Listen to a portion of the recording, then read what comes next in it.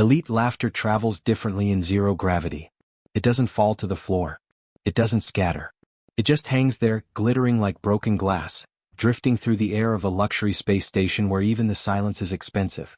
They were laughing at a child. Not a human child. Not one of theirs either. Something in between.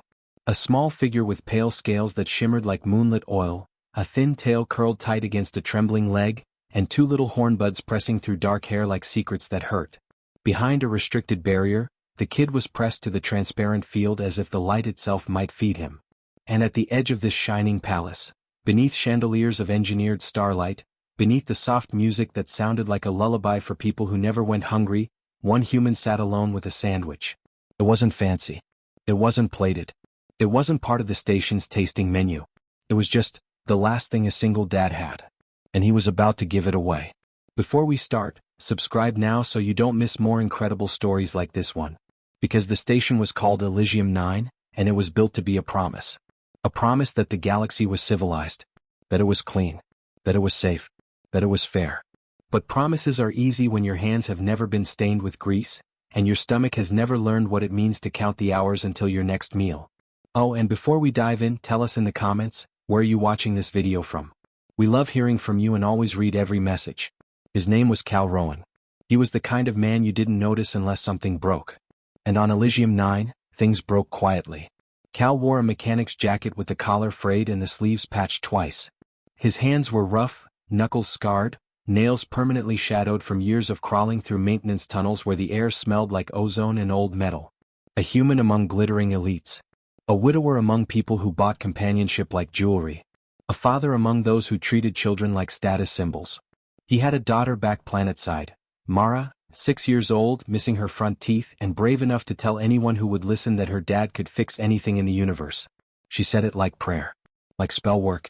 Cal didn't correct her. Sometimes you let your kid believe in miracles because it's the closest you get to believing in yourself. He'd taken this contract on Elysium 9 because the pay was obscene. Because the station's upper decks leaked money like air from a cracked seal. Because it meant sending home enough credits that Mara could get real fruit, not nutrient gel. A school module that didn't freeze mid-lesson. Boots that fit. But the contract also meant long shifts and short breaks. It meant swallowing your pride when someone snapped their fingers at you like you were a drone. It meant eating alone. So there he was, finally off shift, sitting beneath a wall of transparent alloy that looked out onto the velvet darkness of space. He unwrapped his sandwich with care like it mattered. Like it was a ceremony. 2 slices of dense station bread. A smear of protein spread. A thin layer of real meat he traded 2 favors for. 1 leaf of crisp hydroponic green that still smelled faintly of water. His final meal until his next paycheck. Cal raised it to his mouth. And that's when he heard the sound. Not laughter this time. Crying. Thin. Ragged. Like someone trying not to cry, which is always worse because it means they've already learned the world punishes you for being loud about pain. Cal's eyes flicked toward the sound. Across the promenade, tucked between a decorative fountain that recycled perfumed mist and a velvet rope that marked authorized species only, a restricted barrier hummed. A translucent energy field, the kind you only saw around diplomatic vaults and high-security wings. It pulsed softly, almost pretty, until you noticed the small hand pressed against it. The alien child stood behind it, separated from the scent of food and warmth and comfort by a rule. His stomach growled loud enough that Cal heard it over the music. The child's lips moved, but the words didn't come out in any language Cal knew. Still, the meaning was clear. Please. It wasn't just hunger. It was humiliation. On the promenade, a cluster of elites watched like they'd found entertainment. Tall humans in tailored suits with luminous threads. Off-world aristocrats with jeweled antennae and silk cloaks that dragged like spilled ink. A pair of station executives wearing the Elysium crest, gold on white, like the universe owed them applause. One of them, a woman with silver eye implants, tilted her chin toward the barrier. Who let that stray on the upper deck? A man beside her chuckled. Probably snuck in through a service hatch. They always do. Another voice, softer but sharper, like a blade wrapped in velvet. It's one of the draconic migrants, isn't it? The scaled ones. They breed everywhere. The child flinched, tail tightening around his ankle. He wiped his eyes fast as if ashamed of the wetness. And Cal felt something inside him go tight. Not anger exactly. Not yet. It was that old, familiar ache. The one you get when you remember your kid crying quietly in the dark because you promised something you couldn't deliver. Cal looked down at his sandwich. Then back at the child. Then back at the elites, who were smiling like they'd never been hungry a day in their lives. A station guard drifted nearby, hand resting on his stun baton, eyes bored. Cal knew the rules. Restricted barriers weren't just suggestions. They were protocol. They were law. Breaking one meant fines, termination, maybe even a criminal charge depending on what was behind it. And yet, the child's eyes locked on the sandwich. They were a striking color, deep ember gold like coals just before they die. And in those eyes, Cal didn't see a stray. He saw a kid who'd learned that asking for help was dangerous. He saw a kid waiting for someone to prove the galaxy was more than its rules. Cal swallowed. The sandwich weighed heavier in his hand than any tool he'd ever carried. He told himself he'd just take a bite. Just one. He deserved that. But his hand didn't move toward his mouth. It moved toward the barrier.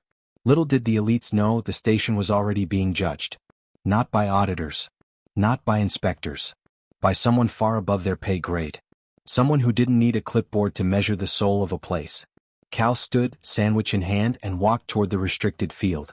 The laughter shifted, following him. "Oh look," the silver-eyed woman said. "The grease monkey thinks he's a hero." Cal didn't look at her.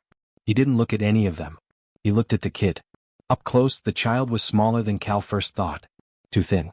Collarbone visible beneath a simple tunic that looked like it had been mended by hands that shook. A tiny scratch marked one hornbud, dried blood caught in the ridge. Cal stopped at the edge of the barrier. The field hummed, prickling the hair on his arms. The kid took one step back, wary. Like he expected punishment for being seen. Cal lowered himself into a crouch so they were eye level. He kept his voice low, gentle, the way he spoke to Mara when she woke from nightmares. "Hey," he said. "What's your name?" The kid blinked hard. Lips parted, but again the words that came were foreign, liquid, ancient, rolling like fire over stone. Cal didn't understand. But then the kid's stomach growled again, and the kid's eyes darted to the sandwich like it was a sun. Cal held it up slightly, offering without pushing. "Hungry, huh?" The child's throat bobbed. He nodded just once. A laugh burst behind Cal. "Don't feed it," someone said. "You'll encourage it." The guard's boots tapped the floor as he stepped closer. "Sir," the guard called, already annoyed. "Step away from the barrier." Cal didn't move. He stayed crouched, eyes on the kid. "Can you eat this?" Cal asked, as if the field wasn't there, as if rules didn't exist when someone was starving. The kid nodded again, quicker this time. Cal exhaled. "'Kay." He'd done dangerous repairs before. Fixed coolant lines while they were still hot. Crawled through shafts with live wiring because a family in Sector C needed heat. This was just another kind of repair. A broken system. A broken promise. Cal reached into his pocket and pulled out a small tool, an arc spanner, slim and illegal on the promenade, but every mechanic carried something. He slipped it against the barrier's control node, hidden behind a decorative panel. The guard snapped, "Hey!" Cal's fingers moved fast, practiced. He wasn't hacking the station. He wasn't taking secrets. He was just making a door where there wasn't one. The barrier flickered. Once. Twice. The elites leaned in, delighted now. Watching like it was a show. Is he actually? The field dropped with a soft sigh. Like relief. Cal pushed the sandwich through the gap he'd made. The child stared at it like it might disappear.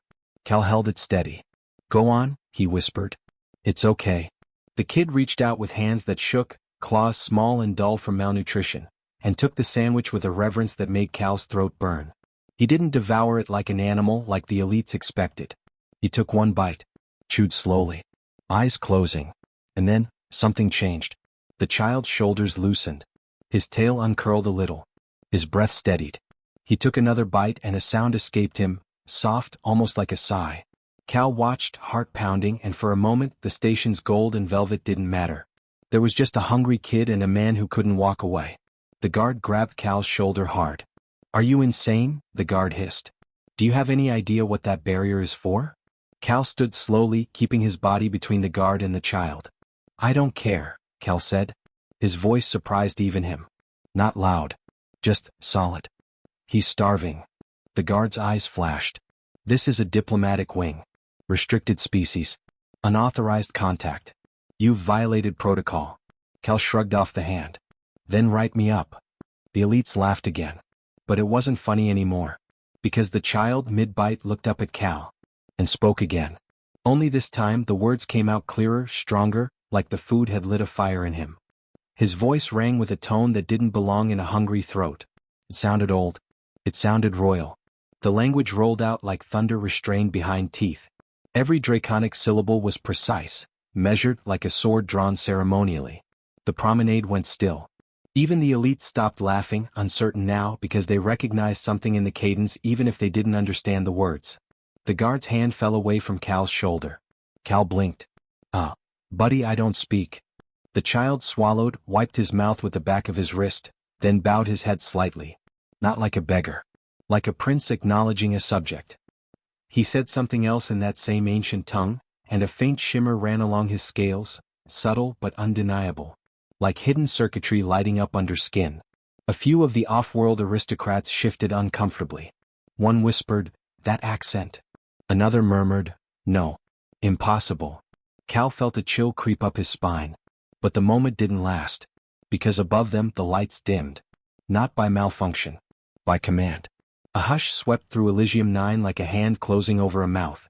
The music cut out mid-note.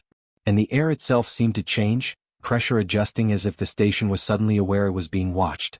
Then came the sound. A deep, resonant tone, 3 pulses, like a ceremonial gong vibrating through the metal bones of the station. All heads tilted up. A section of the ceiling opened, panels folding back like petals of a mechanical flower. A descending platform emerged, wrapped in a halo of pale blue gravitic light. And on it stood a figure that made the elites instinctively step back. She was tall, draped in a cloak that looked like night stitched with constellations. Her skin was obsidian black, but not like shadow, like polished stone warmed by fire. Horns swept back from her crown, elegant and terrible. Her eyes were gold too, but brighter than the child's. Brighter than the station's lights. They looked like judgment. Behind her, Imperial guards hovered, armored in matte midnight plating, weapons at rest but unmistakable. The station executives went pale. Someone dropped a glass. It shattered in silence. The silver-eyed woman's lips parted and no sound came out. Because everyone recognized her. Not by face. By presence. By the way the world seemed to straighten around her like it feared being crooked. The Galactic Empress. The alien queen mother the galaxy whispered about when it thought she couldn't hear. Empress Vera of the Draconic Dominion. And she wasn't here for a tour. She wasn't here for diplomacy. She was here because she'd been watching. Her gaze swept over the promenade, lingering on the elites, the guard, the barrier node that still sparked faintly. Then her eyes landed on Cal. A mechanic with grease on his cuffs. A human with an empty hand where a sandwich used to be. Cal felt suddenly exposed like his whole life, every sacrifice, every mistake, every quiet prayer for his daughter, was being read out loud. The child turned and the way he moved now was different. Straighter. More certain. He stepped toward the platform and bowed deeply, tail sweeping the floor in a formal arc. He spoke again in that ancient language. And Empress Vera's expression softened, just a fraction. Enough to be terrifying. She answered him in the same tongue voice like low fire. Then, switching seamlessly into trade common, she addressed the promenade. "My son," she said. 2 words. And the universe cracked open. The child, this hungry, trembling, mocked little being, was her son. A royal heir. The elites froze in a way Cal had never seen privileged people freeze. Like statues suddenly realizing they could bleed. The station executive stammered, Your radiance, we had no idea." Empress Vera lifted one hand. The executive stopped speaking like someone had muted him. Her eyes stayed on Cal. "You," she said. Cal's mouth went dry. "Me?" "You broke protocol," Vera said. Not an accusation. A statement. Cal's throat tightened. He forced himself to meet her gaze. "Yes." The guard swallowed hard. "Your radiance," he tampered with security. Vera's gaze flicked to the guard like a blade turning. The guard's voice died. The Empress stepped off the platform. The gravitic field lowered her like a feather landing on steel. She walked toward Cal with measured steps, and every step felt like a verdict being written. Cal couldn't move. He couldn't even breathe right. Behind him, the child, her son, stood close, sandwich still in hand as if it was a sacred object. Vera stopped in front of Cal. Up close she smelled. Faintly of smoke and something floral, like a garden burned and blooming at the same time. Her eyes narrowed. "Why?" she asked. Not why he broke the barrier. Why he fed the child. And Cal thought of 1,000 answers, none of them good enough. He thought of ethics, morality, duty. But what came out was the truth. Because he was hungry, Cal said quietly. And because everyone else was acting like that was acceptable. A ripple went through the crowd. Some scoffed, but their voices were small now.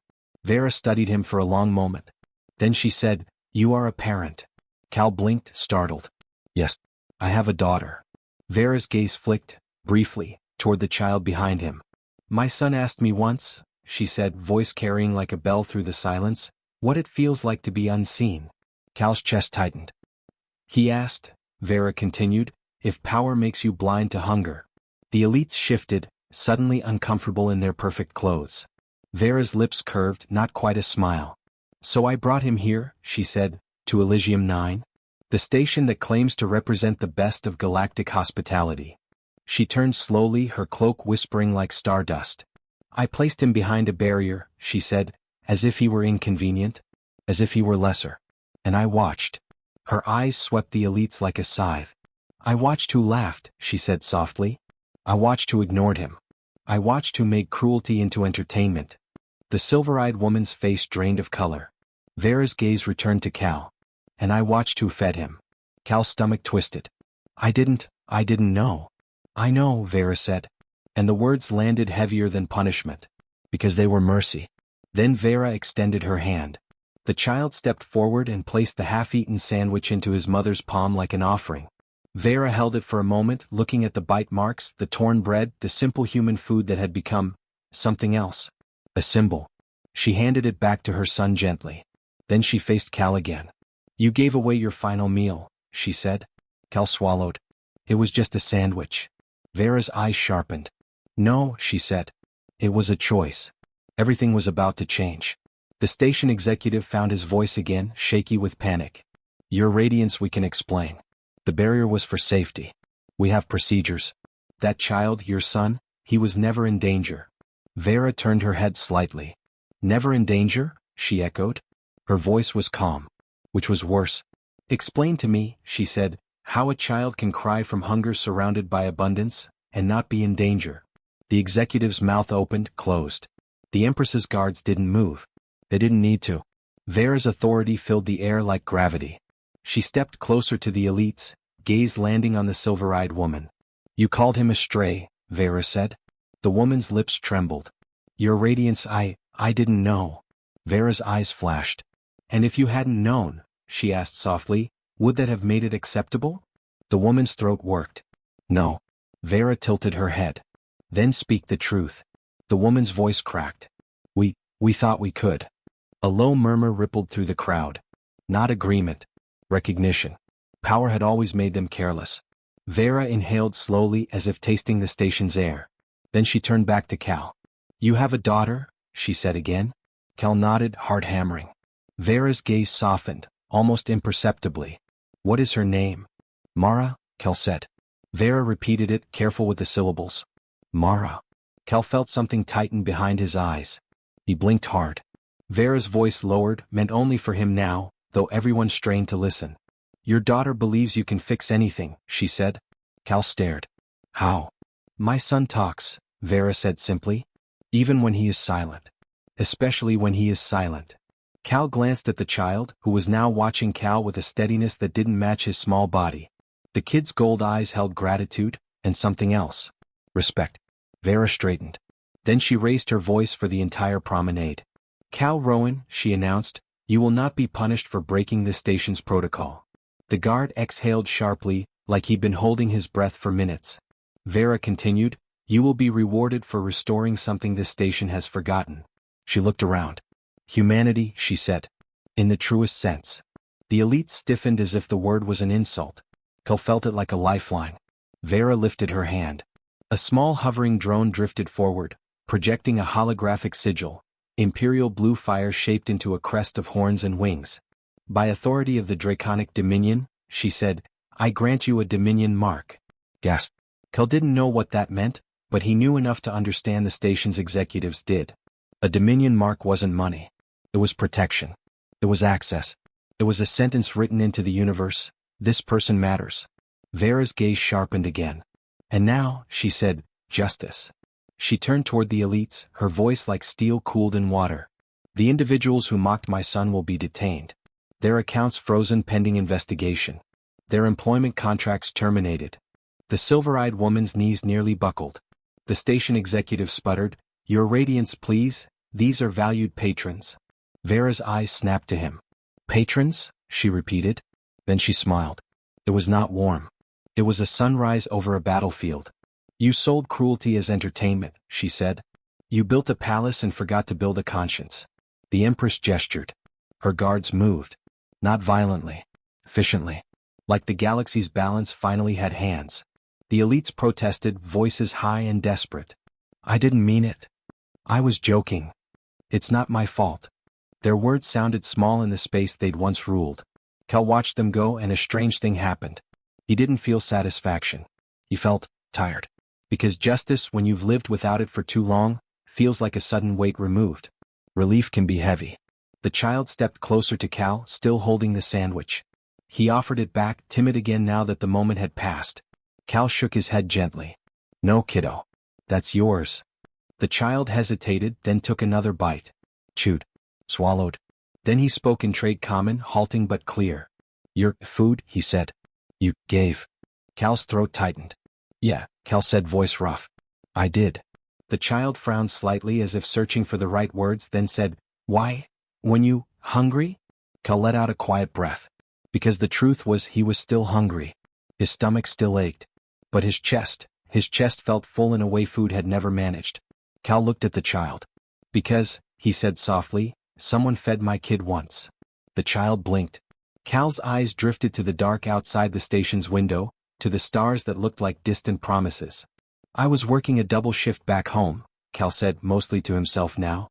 "Didn't have enough credits left for Mara's lunch." She didn't complain. She never does. But I saw the way she stared at other kids' food. His voice caught. He swallowed. "And an old woman in the market," he continued. "She handed Mara a sweet roll. Just did it. No speeches. No expecting anything back." Cal looked at the child again. "So I guess," he said, "I'm just passing it along." The child stared at him, and then very carefully, like it mattered, he bowed his head again. Not royal this time. Grateful. Vera watched the exchange, her expression unreadable. Then she spoke, voice quiet but carrying. "My son's name," she said, "is Caliph." The name sounded like embers in a hearth. Caliph looked up, startled, as if he hadn't expected to be introduced like this. Vera's gaze held him, steady and protective. "He was taken from my sight," she said, briefly. "A political move by those who thought they could weaken me." A ripple of tension moved through the crowd. Vera didn't flinch. "They returned him," she continued, "to test me. To see if I would react with rage, or restraint." Her eyes flicked to the detained elites being hauled away. "I chose restraint," she said. "And observation." She looked at Cal again. "And in the process," she said softly, "I learned something I did not expect to learn today." Cal swallowed. "What's that?" Vera's gaze drifted to the sandwich, now half gone.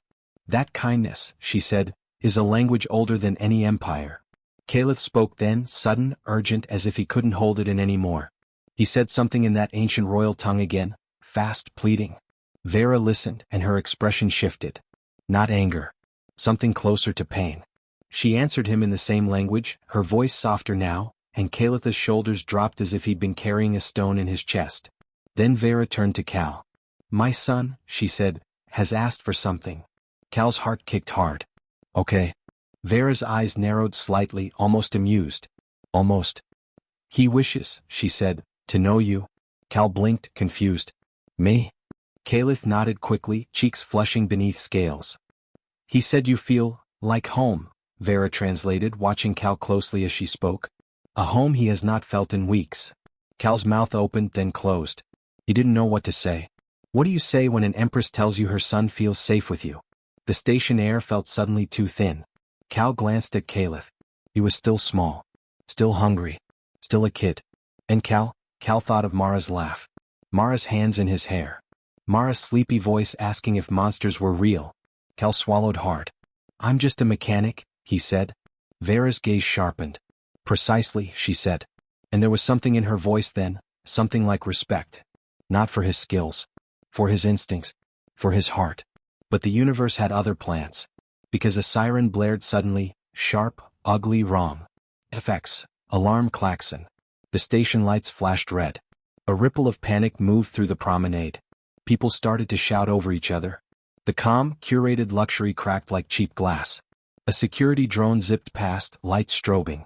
A voice came over the intercom, strained. Attention. Hull pressure fluctuation detected in Sector 14. Containment field unstable. All non-essential personnel. The message cut out in a burst of static. Effects. Static burst. Cal's mechanic brain kicked in automatically. Sector 14. That was near the service ring. Near the maintenance corridors.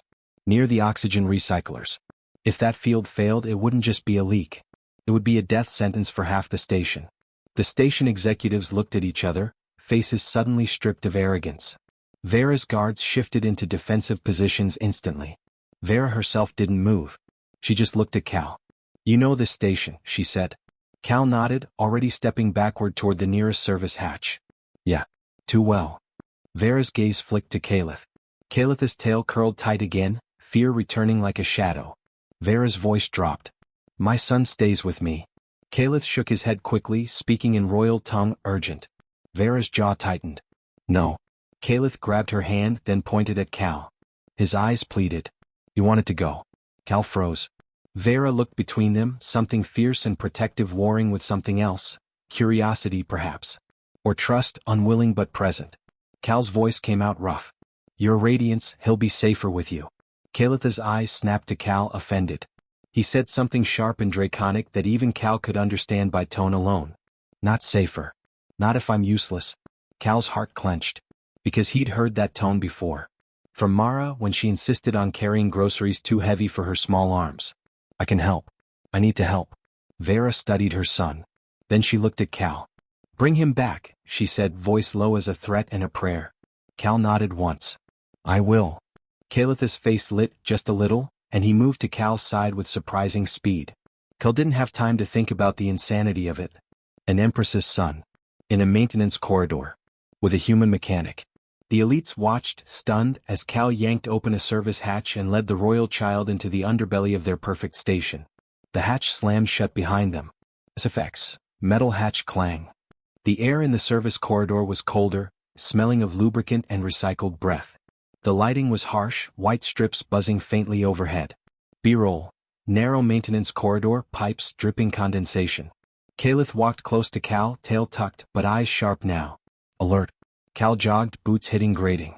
"You ever been in a place like this?" Caliph shook his head, then said carefully, "No. Mother does not allow." Cal huffed a short laugh. "Smart woman." Caliph frowned. "You laugh. Alarm is danger." Cal glanced at him. "Yeah, it is. But if you don't laugh sometimes, kid, you start screaming. And screaming doesn't fix broken things." Caliph considered that as if it were a philosophy lesson. They reached an intersection where the corridor split into three. A flashing panel on the wall showed pressure readings. Cal swore under his breath. The containment field in Sector 14 was dropping fast. Music, tension builds. Cal tapped the panel, pulling up diagnostics. "Okay," he muttered. "Okay. Come on." Caliph leaned in, eyes narrowing as he stared at the alien-coded interface. Then he said something. "Your letter's wrong." Cal blinked. "What?" Caliph pointed at a string of symbols Cal assumed was station code. "That is not station," Caliph said. "That is Dominion. Hidden." Cal's stomach turned cold. "Dominion?" he whispered. Caliph nodded, eyes hard now. "Sabotage. Someone wants blame." Cal's mind raced. If Dominion code was embedded in the station's containment controls, it could look like the Empress attacked the station. A setup. A spark to start a war. Cal looked at Caliph, voice low. "You sure?" Calith's jaw tightened. "I read royal script. Ancient. My tutors beat it into my head." Cal's chest tightened at that word. Beat. But there was no time. Cal yanked open a panel and plunged his hands into the wiring. Effects. Sparks, metal scrape. B-roll. Tools, sparks flying. He worked fast, fingers flying. He bypassed one relay. Then another. The containment field flickered on the screen. Still dropping. "Okay," Cal muttered. "We need a hard reset. Manual override." "But the override's in the sealed bay." Caliph tilted his head. "Sealed? Locked behind biometric clearance, Cal said. Station exec level. Which means? Kalitha's eyes widened. Elites. Yeah, Cal said grimly. The same ones who were laughing. Kalitha's hands curled into fists. His scales shimmered faintly, heat rising off him like a breath. Cal noticed and held up a hand quickly. No, not like that. Kalitha's eyes flashed. They hurt. They mock. They starve. You say, no screaming. But I want. I know, Cal said, voice tight. I know what you want. But if you burn them, they'll call you a monster. And if they call you a monster, they'll justify everything. Kalitha's chest rose and fell fast. Cal's voice softened. We fix the station. We prove the truth. That's how you win. Kalith stared at him, breathing hard. Then slowly he nodded. Fix, he repeated. Win. Cal exhaled. All right, Cal said, forcing steadiness. We have, how long? Kalith looked at the panel, then answered like a prince reading war maps. 27 minutes, he said. Cal swore again. Okay. We move. They ran. Effects, footsteps on grating. B-roll, running through corridors, flashing red lights. As they sprinted, the station trembled faintly. Somewhere above them, people screamed. Not the quiet, glittering laughter from earlier. Real fear. The kind that makes even the rich remember they're made of flesh. Cal's comm unit crackled. A desperate voice, station security. All hands, we need technicians in Sector 14. Field collapse imminent. Cal didn't answer. No time. They reached the sealed bay door. A sleek panel beside it glowed. Biometric lock. Cal slammed his palm against it out of habit. It buzzed, rejecting him. Unauthorized. Kalith stepped forward. Cal grabbed his shoulder. Kid, that won't work. It's human-coded. Kalith lifted his hand and pressed 2 claws to the panel. The panel flashed. Then shifted languages. Symbols flowed like molten gold. Cal's eyes widened. The door clicked. Unlocked. Cal stared at Kalith. How did you? Kalitha's voice was calm now, almost embarrassed. Mother says, humans build doors, he said. Dominion builds keys. Cal swallowed. Remind me never to play cards with you, Cal muttered. Kalith blinked. What is, cards? Cal barked a short laugh despite himself. Never mind. They rushed inside. The bay was loud, full of humming cores and pulsing conduits. The containment field generator stood in the center like a giant heart made of metal, beating wrong. Cal ran to the control console. His fingers flew across the interface. He found the embedded Dominion script Kalith warned about, hidden beneath layers of station code like a parasite. Cal's jaw clenched. Someone planted this, he whispered. Kalitha's eyes narrowed. To blame Mother. Cal nodded. Yeah. Cal started ripping the code out, line by line, hands shaking slightly. Not from fear. From fury. Because it wasn't just sabotage. It was an attempt to turn kindness into a weapon. To make the Empress look like the villain for daring to care. The containment field dipped again. Alarm screamed louder. Effects. Alarm intensifies. Music, rising tension. Cal's breath hitched. Come on. Kalith stepped beside him, watching the code. Then he pointed. There, Kalith said. That loop. It is Imperial cipher. If you delete wrong, field collapses fully. Cal's eyes flicked to him. You can read that? Kalith nodded. I am air. Cal swallowed. Then help me, Cal said. Kalith placed his small clawed fingers on the console, careful not to trigger anything. Together they worked. Human mechanic and alien prints. One reading circuits like instincts, the other reading ancient cipher like birthright. And in that moment, Cal realized something that hit him like a punch. Kalith wasn't just hungry for food. He was hungry to be useful. To be seen. To matter. The field stabilized for a second. Then dipped again. Cal cursed. We need more power to the generator. The station's rerouting energy to upper deck Lux systems. Of course it is. Kalith blinked. Lux systems? Cal's mouth twisted. Yeah. Fancy lights, fountains, climate control for their imported orchids. The station would rather keep the promenade pretty than keep people breathing. Kalitha's eyes darkened. That is stupid. Cal snorted. Welcome to Elysium 9. Cal opened a manual override menu. His finger hovered over a command. If he rerouted power forcibly, he could stabilize the generator. But it would black out half the upper decks. It would ruin the elite's paradise. It would also violate station law and probably get him jailed, Dominion mark or not. Cal hesitated. His daughter's face flashed in his mind. Mara's laugh. Mara's trust. He imagined her growing up in a galaxy where rich people breathed because poor people stayed polite. No. He hit the command. The console flashed. Power surged. The generators hummed deepened, stronger.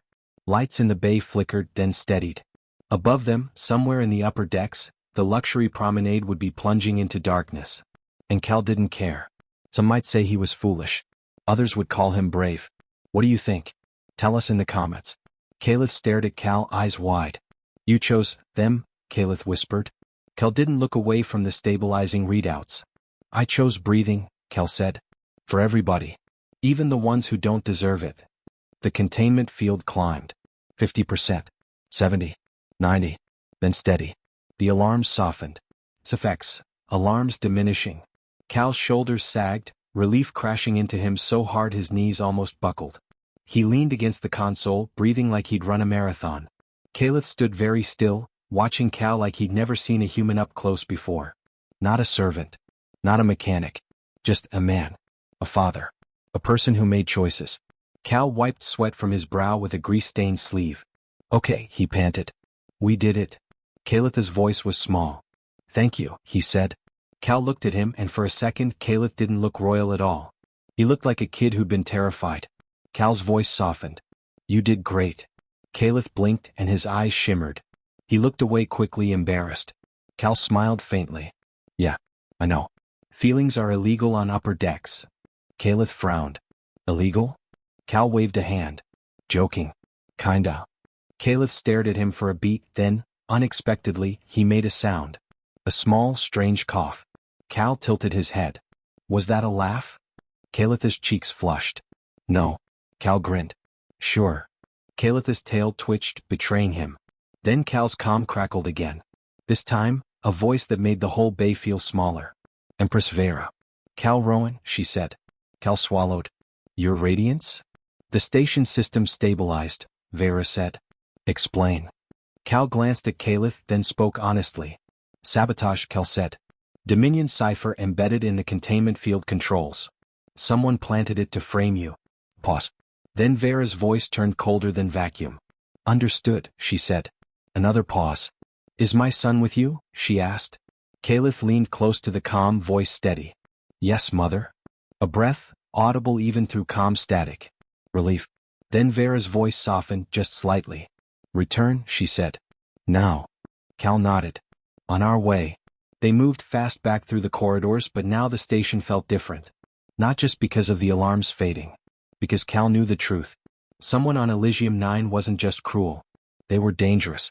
And they were willing to start a war. When they emerged back onto the promenade, the scene had transformed. Half the upper deck was dark, emergency lights casting everything in harsh shadows. The elites were furious, shouting at security, their faces lit red and white like masks in a tragedy. Vera stood at the center like a pillar. Her guards had formed a perimeter. And in front of her, on his knees, was the station director. A thin man in immaculate white, now drenched in sweat. He looked like someone realizing money couldn't buy oxygen. Vera's eyes found Cal and Calith immediately. Calith moved to his mother's side, and Vera's hand rested briefly on his shoulder, grounding him. Cal stopped a few steps away, suddenly unsure what he was supposed to do with his hands. Vera's gaze fixed on him. You blacked out the upper deck, she said. Cal's jaw tightened. Yeah. The station director flinched. He destroyed premium operations. Cal snapped, voice sharper than he intended. I kept your station from tearing open like a can. Silence. Vera looked at Cal for a long moment. Then she said, good. The station director's head jerked up. Your radiance. Vera ignored him. She turned slightly, addressing the crowd, voice carrying. Elysium 9 will be placed under Dominion investigation, she declared. Effective immediately. Gasp. The station director's lips trembled. You can't. This is a neutral hub. Vera's eyes burned. Neutrality, she said softly, is what cowards call their comfort. Her gaze swept the promenade. You mocked a child, she said. You ignored hunger. You tried to weaponize kindness into war. The director's voice cracked. We didn't. Vera lifted a hand. A hollow display flared into existence above them, projecting code streams and security logs. Evidence. Clear. Dominion cipher embedded by an internal admin key. The director went pale. Cal stared. He hadn't even known the station kept logs that clean. Vera did. Because she'd been watching everything. Vera's voice dropped, dangerous now. Do you love your station? She asked the director. The question sounded absurd. The director blinked, confused. What? Vera stepped closer. Do you love it? She repeated. Or do you merely profit from it? The director swallowed. It's my life's work. Vera's eyes narrowed. Then why, she asked, did you let it rot from the inside? The director's mouth opened, then closed. No answer. Because the truth was ugly. He'd let cruelty grow because cruelty entertained his patrons. He'd let rules become walls because walls kept the wrong people out. He'd let hunger exist because hunger belonged to those beneath him. Cal watched, fists clenched, and suddenly he wasn't thinking about the station. He was thinking about Mara. About the world she'd inherit. Vera turned to Cal. Your vulnerability, she said quietly, so only he could hear now, is not your poverty. Cal blinked. It is your love, Vera continued. And it makes you dangerous to people like him. Cal swallowed, voice rough. I'm not trying to be dangerous. Vera's gaze held him. Intent does not change impact, she said. Your kindness exposed them. Cal glanced at Caliph, who stood a half step behind his mother, watching Cal with a strange intensity. Vera raised her voice again. Cal Rowan, she declared, you will be granted passage to the Dominion's inner routes. Your daughter will be offered education under Dominion scholarship. Your household will be protected. Cal's breath caught. What? He whispered. Mara. Safe. Fed. Protected. The words felt unreal. The elites erupted in murmurs, outrage bubbling up. One voice shouted from the crowd. He's just a mechanic. Vera's head turned slowly. Her eyes found the speaker. And the speaker went silent, like a candle snuffed. Vera's voice carried, calm and lethal. He is a mechanic, she said. And today he repaired what your wealth could not. Then she looked at Cal again. And as for you, she said softly, you will have a choice. Cal's stomach tightened. A choice. Vera's gaze flicked to Caliph. My son has asked, she said, to spend time in your presence. To learn, this human thing. This instinct to feed the hungry. Caliph's cheeks flushed. Cal's heart stuttered. Vera's voice grew quiet, raw beneath the steel. I can surround him with guards, she said. Tutors. Advisors. Power. Her eyes narrowed slightly. But I cannot surround him with someone who would give their last meal without expecting applause. Cal felt his throat tighten. Vera's eyes held his. So, she said, will you teach him? Cal's mind flashed again to Mara. To her small hands. To her trusting eyes. To the life he built out of duct tape and love. He looked at Caliph. Caliph looked back, not pleading now. Just hoping. Cal swallowed hard. I'll try, Cal said. Vera studied him, then gave one slow nod. Then you will come to the Dominion, she said. The station director's voice rose in panic. You can't take him, he's under contract. Vera didn't even look at him. He is under me now, she said. The director went still. Vera turned to the crowd once more. This station, she said, will remember this day. Not because an empress visited, but because a single human mechanic chose to see a child. She looked at the place where the barrier had been. The field was still down, sparking faintly. A broken wall. A symbol. Then Vera stepped forward, cloak whispering, and placed a hand on Cal's shoulder. Not heavy. Not claiming. Just acknowledging. The crowd watched, stunned. And for the first time in his life, Cal felt the gaze of power not as a boot on his neck, but as a hand opening a door. But the truth would soon be revealed, even further. Because as Vera's guards secured the director and the remaining conspirators, one of the station's aristocrats, an off-world noble with jeweled antennae, lunged forward. Not at Vera. At Cal. Jealousy is a strange thing. It doesn't always roar. Sometimes it whispers and then suddenly bites. The noble spat. You think you're special? You think giving away food makes you a saint? Cal barely had time to react. Caliph did. The child stepped between them, scales shimmering. His eyes flared brighter, heat rippling off his skin. And he spoke. Not in trade common. In that ancient royal language. One sentence. Sure. Absolute. The noble froze. Like the words had wrapped around his spine and squeezed. Vera turned her head slowly. Caliph, she said, warning in her tone. Calith's jaw trembled. He didn't move. He didn't burn anyone. He just stood there, protecting Cal the way Cal had protected him. Vera watched her son for a long moment. Then she said something quietly in the same royal tongue. Calith's shoulders sagged. The heat faded. He stepped back to his mother's side. And Cal realized the real shift had already happened. Calith wasn't just learning kindness. He was learning restraint. And restraint, in the hands of someone with power, is the rarest kind of mercy. Have you ever felt invisible? Like no one saw your true worth? Share your story below. We read every comment. As the chaos settled, the station's emergency lights continued to flash, bathing everything in red. Cal stood near Vera and Calith, feeling like an imposter in a scene meant for legends. Vera's gaze drifted to him again. You are afraid, she observed. Cal let out a humorless breath. Yeah, I am. Vera's eyes narrowed slightly. Of what? Cal hesitated. Then he spoke the truth. I'm afraid this is going to cost my daughter, he said quietly. I'm afraid someone will punish her for what I did. Vera's expression softened in a way that made her seem almost tired. I have enemies, she said. So do you now, by association? Cal's stomach dropped. Vera continued, voice steady. But you also have something you did not have before. Cal swallowed. What? Vera looked at him. My attention, she said simply. Cal's pulse hammered. Vera's voice lowered, almost intimate. In my empire, she said, there are many who obey.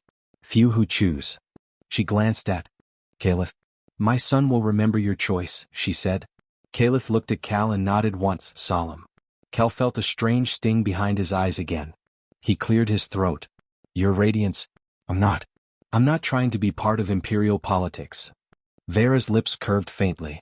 Neither was my son, she said. And yet. A beat. Then she added, softer, neither was I once. The words hung there. A crack in the myth. Cal looked at her, really looked, and for the first time he didn't just see an empress. He saw a mother. A mother who'd put her child behind a barrier to test a station. A mother who'd been forced to think like a ruler even when her heart wanted to scream. Cal's voice came out quiet. He shouldn't have been hungry. Vera's eyes hardened. No, she agreed. He shouldn't. And in those 3 words Cal heard a promise. Not to punish. To change things. What would you do in this situation? Comment your answer before watching the ending. Because this wasn't over yet. Not really. As the Dominion investigation began, a Dominion counselor arrived. Sleek, pale, eyes like frost. Their robes were immaculate, their smile too polite to be real. They bowed to Vera. Your radiance, the counselor said. The council requests immediate return. This situation complicates diplomatic balances. Vera's gaze stayed flat. The council can wait. The counselor's eyes flicked to Cal. And the human? The counselor asked, voice sugar-coated. He has interfered in Dominion matters. Calith's tail flicked, irritation. Cal stiffened. Vera stepped slightly in front of Cal. A human fed my son, she said. A human saved this station from sabotage meant to frame me. The counselor's smile tightened.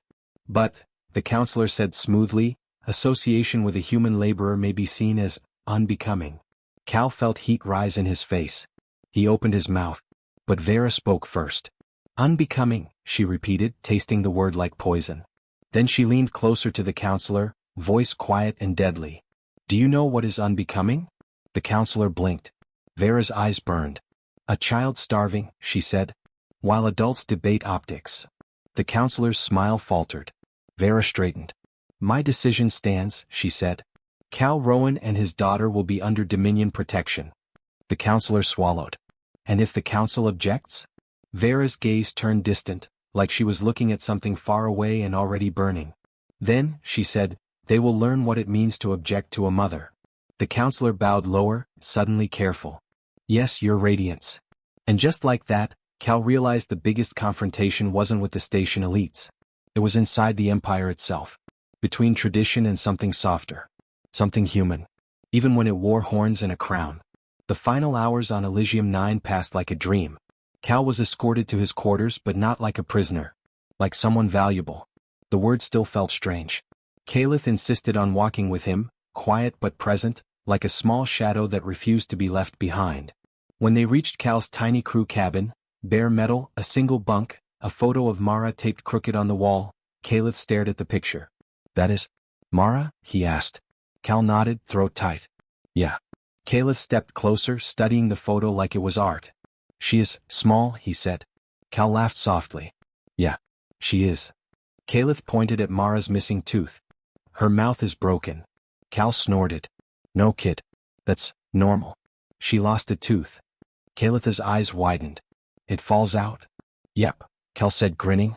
And then it grows back. Caliph stared at him, utterly horrified. You are shedding, he whispered. Cal laughed, a real laugh this time, and the sound surprised him with how good it felt. Caliph blinked, then made that small cough laugh again. Cal leaned against the wall, suddenly exhausted. Caliph looked at him for a long moment. Then very softly he asked, Do you miss your mate? Cal's breath caught. He hadn't expected that. Cal's eyes drifted to the ceiling, to the thin metal that separated him from the stars. Yeah, he admitted. Every day. Caliph's voice was quiet, careful. My father is dead. Cal looked at him, heart squeezing. Caliph's eyes stayed on the photo of Mara. Mother says, he continued, power is not comfort. Cal swallowed hard. No, Cal said softly. It's not. A silence stretched, heavy but not awkward. Sure. Then Caliph said, almost whispering, You gave me food. Cal nodded, unable to speak for a second. Caliph's voice trembled slightly. No one gives, he said. They trade. Cal's chest tightened. He crouched again, eye level the way he'd done at the barrier. Listen, Cal said gently. I'm not perfect. I'm tired. I get angry. I mess things up. Caliph watched him closely. But, Cal continued, I know this. Kids shouldn't have to earn kindness. Caliph swallowed. Then he did something small, almost imperceptible. He leaned forward, pressing his forehead lightly against Cal's shoulder, an alien gesture that felt like trust. Cal froze. Then, slowly, he lifted a hand and rested it on Caliph's back. Gentle. Steady. Like a promise. Hours later, Dominion transport arrived. The station bay doors opened to the cold black beyond, and a sleek Imperial vessel waited like a quiet star. B-roll. Imperial ship docking, blue lights, fog-like vapor. Cal stood at the threshold with a small duffel bag of tools and 2 personal items. A photo of Mara. And a leftover half-sandwich wrapper he hadn't thrown away because some things felt sacred even when they were trash. Vera approached, cloak whispering.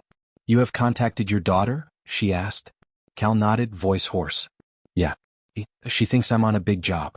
I didn't know what else to say. Vera studied him. You will tell her the truth, she said. Not unkindly. Simply. But gently. Cal swallowed. How do I explain, an empress? Vera's lips curved faintly. Tell her, Vera said, that a mother saw her father's heart. Cal's eyes burned. He nodded once. Caliph stood beside his mother, holding a small object, an imperial token shaped like a winged horn. He offered it to Cal. Cal hesitated. Caliph's voice was quiet. For Mara. So she knows, you are safe. Cal took it carefully like it might break. Thank you, Cal whispered. Caliph nodded, then said almost shy, and, for you. Cal blinked. For me? Caliph touched his own chest with 2 fingers. So you remember, you chose. Cal swallowed hard, unable to speak. Vera watched them, expression unreadable. Then she spoke, voice carrying slightly as the crew moved around them. Elysium 9 believed it was above judgment, she said. But judgment does not come from above. Her eyes locked on Cal. It comes from the smallest choices, she said. A sandwich. A barrier. A child. Cal inhaled shakily. Then he stepped onto the Imperial ship. And the doors sealed behind him with a soft hiss. FX airlock seal. The station fell away. The stars opened. And Cal Rowan, the human mechanic who fixed broken machines and tried to hold a broken life together, found himself flying into the heart of an empire that had once seemed like a myth. 5 years later, the story had changed so much that people argued about it in bars across 3 sectors. Some claimed Cal was a hero sent by fate. Some claimed it was propaganda. Some insisted the sandwich never existed, that it was a metaphor because people can't stand the idea that the universe turns on something as small as bread.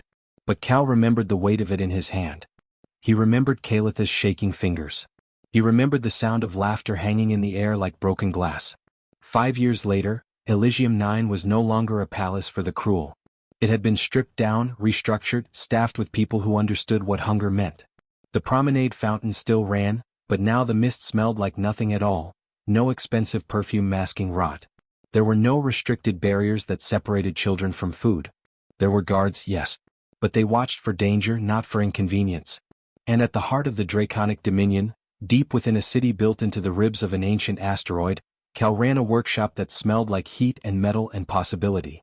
B-roll, workshop tools, sparks flying, warm lighting. Mara lived there now. 9 years old, missing more teeth, louder than ever, bossing Imperial engineers around like she owned the place. She called the Empress Aunt Vera, which made diplomats faint and made Vera's eyes soften when she thought no one was looking. Caliph grew too. His horns curved elegantly now, his scales darker, stronger. But he never lost the habit of watching people's hands. He watched who fed others first, who listened, who looked away. He trained for leadership, yes.